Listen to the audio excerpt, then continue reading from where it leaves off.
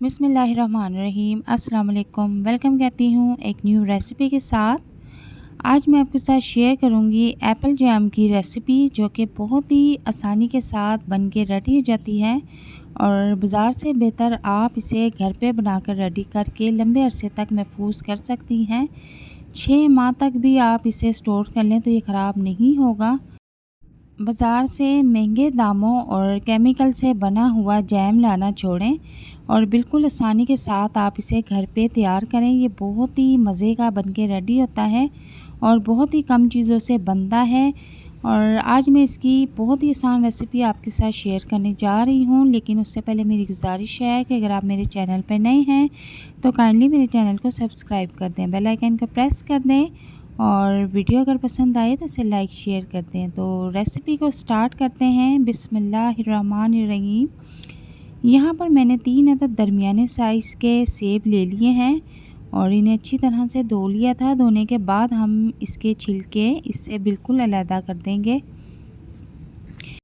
जैसे जैसे आप सेब को छीलते जाएंगे उसी वक्त आपने इसको बाउल में पानी भर के रख लेना है पास, और उसमें डिप करते जाएं ताकि ये काले ना हो जाएं।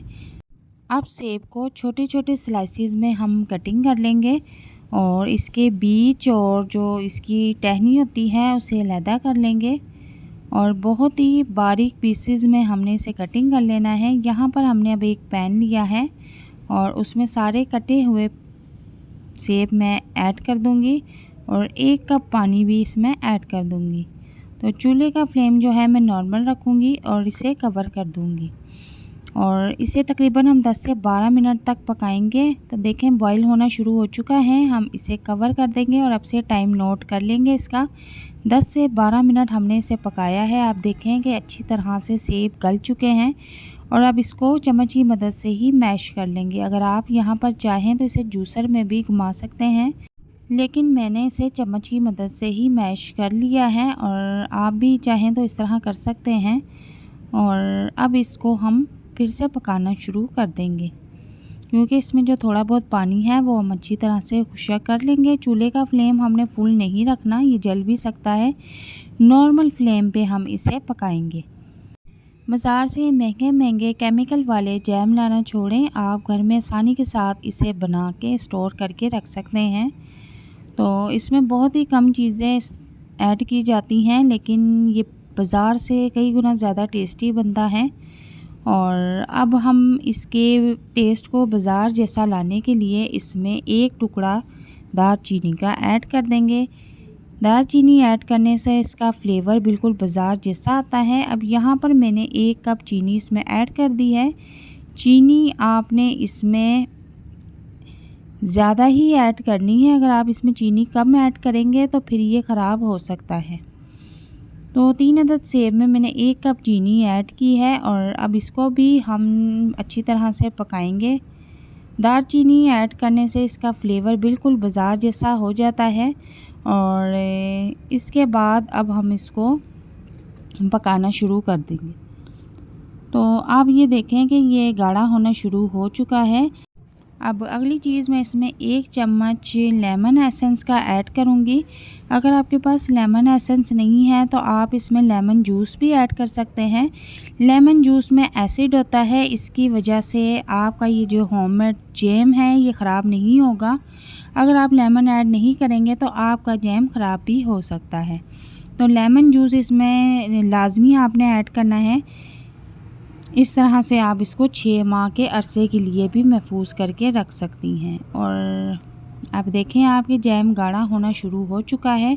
अब यहाँ पर हम चूल्हे का फ्लेम ऑफ कर देंगे और अब इसको प्लेट में डाल के चेक कर लेंगे कि ये रेडी हो चुका है या नहीं। तो इसको चेक करने का तरीका ये है कि देखें आप, जिस तरह से मैंने प्लेट में हल्का सा ये डॉट्स लगाया है, इसमें से तो अगर पानी निकलना शुरू हो जाए तो समझ लें कि अभी आपने इसको और पकाना है।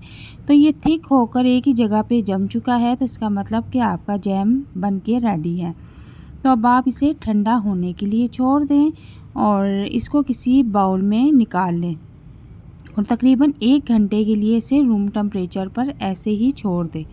तो यहाँ पर आप देख सकते हैं कि मैंने एक बाउल लिया है और उसमें जो जैम मैंने रेडी किया है वो निकाल लिया है और इसको मैं तकरीबन रूम टेम्परेचर पर 1 घंटे के लिए छोड़ दूँगी। आप देख सकते हैं कि ये बहुत ज़्यादा गर्म है, इसमें से कितना ज़्यादा धुआं निकल रहा है।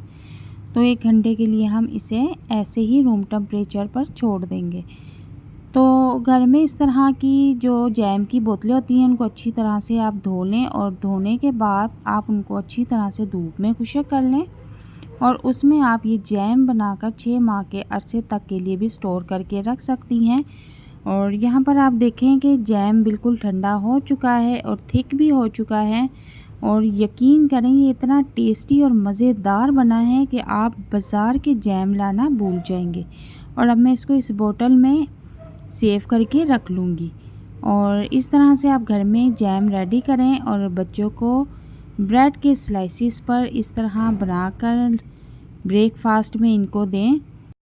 आपके बच्चे भी बहुत ज़्यादा खुश हो जाएंगे और यकीन करें ये बाज़ार से बहुत ज़्यादा मज़ेदार और टेस्टी बनता है। आप जब इसको एक बार घर में ख़ुद ट्राई करेंगे तो आप खुद कहेंगी कि वाकई क्या रेसिपी शेयर की है हमारे साथ।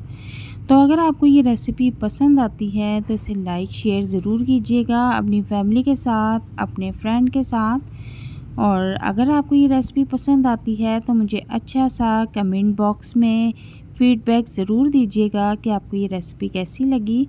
तो मिलते हैं नेक्स्ट वीडियो में एक नई रेसिपी के साथ, तब तक के लिए इजाज़त चाहती हूँ। और हाँ, जाने से पहले एक बार फिर से गुजारिश है कि अगर आप मेरे चैनल पर नए हैं तो काइंडली मेरे चैनल को सब्सक्राइब कर दें, बेल आइकन को प्रेस कर दें। तो मिलते हैं नेक्स्ट वीडियो में एक नई और मज़ेदार रेसिपी के साथ, तब तक के लिए इजाज़त चाहती हूँ। अल्लाह हाफिज़।